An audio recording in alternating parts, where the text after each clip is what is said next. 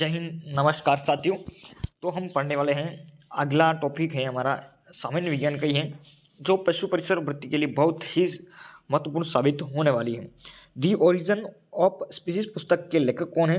तो the origin of species पुस्तक के लेखक चार्ल्स डार्विन है। इनका सिद्धांत है, इन्होंने एक सिद्धांत दिया यहाँ पे, विकासवाद या प्राकृतिक वर्ण का सिद्धांत किसने दिया यहाँ पे? चार्ल्स डार्विन ने दिया है। चार्ल्स डार्विन ने सिद्धांत दिया था विकासवाद या प्राकृतिक वर्ण का सिद्धांत। ऐसा क्वेश्चन आपको देखने को मिलेगा, यानी कि विकासवाद या प्राकृतिक वर्ण का सिद्धांत किसने दिया? तो चार्ल्स डार्विन ने दिया। चार्ल्स डार्विन के द्वारा प्रस्तुत विकासवाद प्राकृतिक वर्णवाद में शामिल है। Struggle for existence, survival of the fittest, ये दिए यहाँ पे। नेक्स्ट हम आगे देखेंगे तो जैव विकास परिकल्पना का पहला सिद्धांत किसने दिया था? जैव विकास परिकल्पना का पहला सिद्धांत लेमार्क ने दिया। किसने? लेमार्क ने दिया था। किसने दिया दोस्तों? तो लेमार्क ने दिया, जिसे उपार्जित लक्षणों की वंशागति का सिद्धांत भी कहते हैं। इसी सिद्धांत को, यानी कि ये परिकल्पना दी, इसी को लेमार्क ने दी, इसे उपार्जित लक्षणों की वंशागति का सिद्धांत भी यहाँ पे कहा जाएगा। नेक्स्ट हम आगे देखते हैं, यहाँ पे विकास के उत्परिवर्तन सिद्धांत को ह्यूगो डी ब्रिज ने दिया। किसने दिया? विकास के उत्परिवर्तन का सिद्धांत, म्यूटेशन।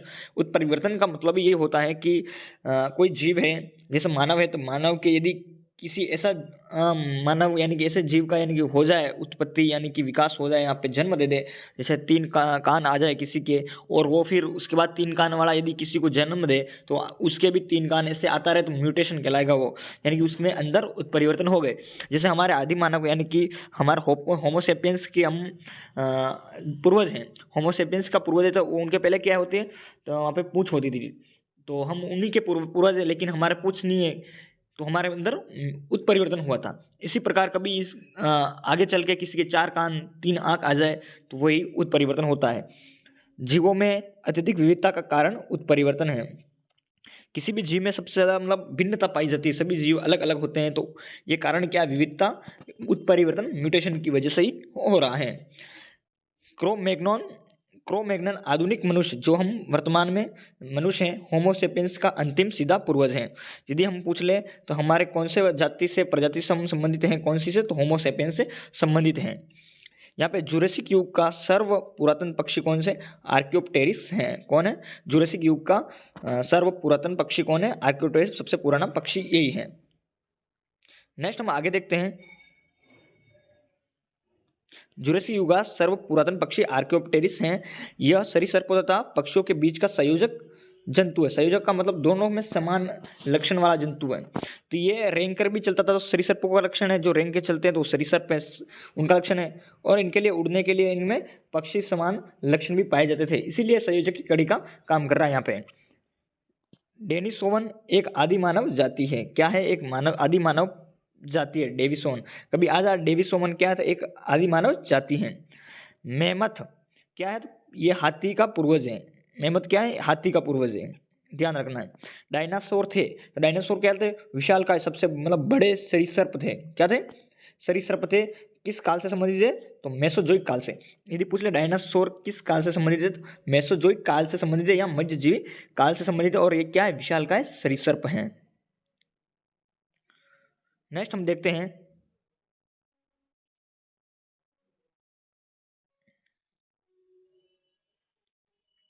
तो नेक्स्ट हम देखेंगे यहाँ पे जीव जगत में सबसे अधिक संख्या में कीटों की संख्या है। जीव जगत में सबसे अधिक क्या है? कीटों, जो ऑर्थोपोडा संघ में आते हैं।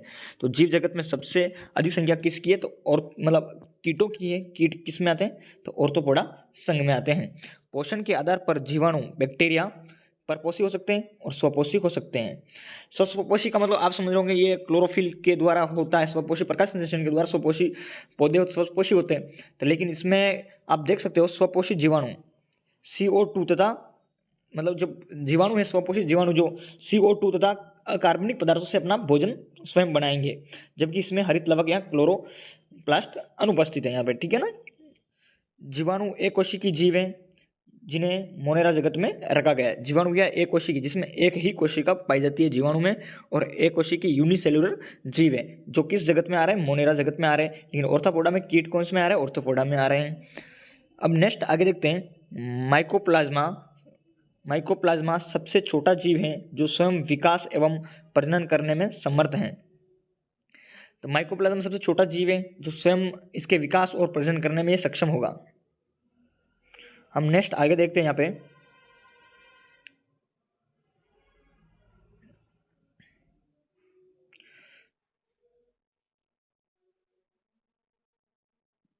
नेक्स्ट आगे देख लेते हैं।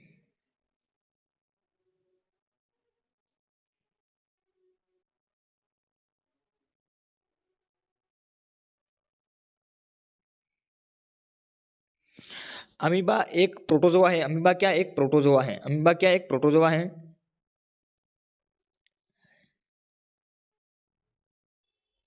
अमीबा एक प्रोटोजोआ है जो एक कोशिकीय जंतु है, जो प्राय द्विविखंडन विधि द्वारा अपना जनन करता है। मतलब अपने समान संतति उत्पन्न किससे करेगा? द्विखंडन विधि द्वारा करेगा। और ये कौन सी विधि है? यहाँ पे अलैंगिक जनन करता है। कौन सा? अलैंगिक जनन है यहाँ पे, न कि लैंगिक। लैंगिक में दो जीव मिलेंगे, दो जीव का मतलब है दो लिंग मिलने वाले हैं यहाँ पे, ठीक है ना, दो।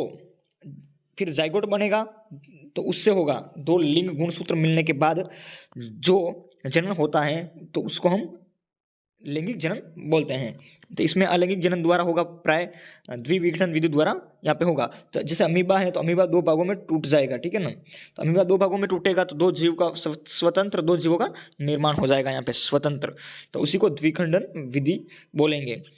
प्राय सभी यूनिसेलुलर यानी कि एक कोशिकीय जीव अलैंगिक जनन मतलब करते हैं।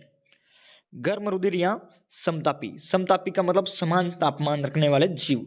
शरीर का तापमान एक समान रहता सदैव, जैसे स्तनधारी। जितने भी स्तनधारी जीव हैं उसमें तापमान सदैव एक समान रहता है। जैसे मानव है, चाहे कितना भी ताप ठंड पड़े लेकिन उसके बॉडी का टेम्परेचर समान रहता है, वो समान रहता है, उसी को हम समतापी बोलेंगे। इसी तरह असमतापी, ये वे जीव होते हैं जिनका शरीर का तापमान वातावरण के अनुसार घटता बढ़ता रहता है। यदि वातावरण ज़्यादा गर्म हो गया तो उसका शरीर का तापमान भी ज़्यादा हो जाएगा। यदि वातावरण में ज़्यादा नमी होगी तो वातावरण में तो फिर उनका शरीर भी यानी कि थोड़ा ठंडा हो जाएगा। इस प्रकार बढ़ता रहता है, घटता रहता है। जिसमें जीव आ जाते हैं मत्स्य, मछली, उभयचर प्राणी आ जाते हैं, जो जल और स्थल दोनों जगह रहते हैं, उभयचर वाले। जितने भी सरीसृप हैं वो भी क्या है? असमतापी है, जिनका तापमान घटता बढ़ता रहता है वातावरण के अनुसार। नेक्स्ट हम आगे देखते हैं यहाँ पे, हेमिनोइडेया क्या है? एक कपी का परिवार है। इसकी दो शाखाएं हैं, छोटा हिनकपी और महा मतलब बड़ी बड़ा आकार वाला। तो छोटा हिनकपी का उदाहरण है गिब्बन, और इसी तरह महाकपी का उदाहरण है चिंपैंजी हो गया, मनुष्य हो गए, गोरिल्ला और इल्ला, ये सब हैं। जबकि लंगूर कपी वर्ग में नहीं आता, ये किसमें? वानर वर्ग में आता है। ये बहुत इंपॉर्टेंट क्वेश्चन है। जबकि यानी कि लंगूर होता है जो वानर वर्ग में आता है, न कि कपी वर्ग में आता है। नेक्स्ट हम आगे देखेंगे,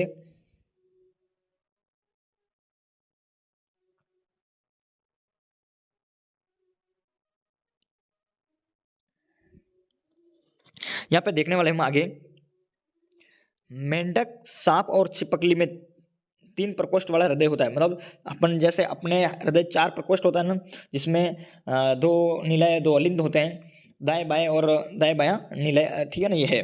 तो 4 प्रकोष्ठ होते हैं मानव के। तो इसी प्रकार मेंढक, सांप और छिपकली, इनके 3 प्रकोष्ठ होते हैं। मछली में कितने द्विप्रकोष्ठ होता है, और बंदर और मगरमच्छ में कितना है? 4 प्रकोष्ठ। बंदर, मानव भी आ गया इसमें, मानव में भी 4 होते हैं, 2 अलिंद और 2 निलय होते हैं। इस प्रकार से है। हाइड्रा में रक्त नहीं होता, किंतु श्वसन गैसों का आदान प्रदान और विसरण द्वारा होता है। समुद्री जंतु जो मछली नहीं है, देखो सुनने में तो आपको मछली जैसे नाम लगेंगे, लेकिन क्वेश्चन ये दे दें इनमें से कौन से मछली नहीं है, इनमें से कौन सी मछली नहीं है। यदि आपको दे दिया जेलीफिश, फिर और starfish, silverfish, cuttlefish, hagfish, जेजर फिश और क्राई फिश, ऐसे एग्जाम्पल दे देगा और बोल सकता है कि इनमें से कौन सी एक मछली नहीं है, और एक मछली का नाम डाल देंगे समुद्री घोड़ा। तो आपको लगेगा यार समुद्री घोड़ा तो मछली नहीं हो सकता, आप डायरेक्ट जेली फिश को राइट कर दोगे, तो फिर वहाँ पे आपका क्या हो जाएगा? गलत हो जाएगा, ठीक है ना। तो आंसर यदि दे देगा तो यहाँ पे ये सब फिश नहीं है, ठीक है ना, आपको यह ध्यान में रखना है यहाँ पे। और लेकिन वास्तविक मछली कौन सी है? मछली का एग्जाम्पल कैटफिश, गोल्डन मासिर और समुद्री घोड़ा। समुद्री घोड़ा के बारे में पूछ सकते हैं क्या है, ये तो एक मछली है, ठीक है ना, आपको ये ध्यान में रहना चाहिए यहाँ पे। लेकिन ये एग्जाम्पल आपको याद रहना चाहिए, यहाँ पे कौन सी फिश नहीं है, फिश जैसे नाम लग रहे हैं हमको मछली जैसे, लेकिन वो मछली है नहीं है, ठीक है ना, वास्तविक में।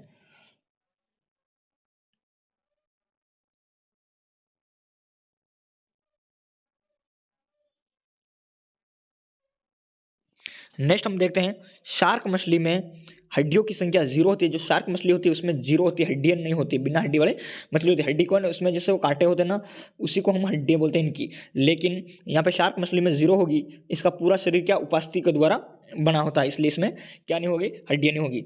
स्पर्म वेल विशालतम दांत वाली वेल है। यदि एग्जाम्पल आ जाए सबसे मतलब विशालतम बड़े दांत वाली मछली कौन सी है या वेल कौन सी है, तो आपको देना है यहाँ पे विशालतम वाली स्पर्म वेल।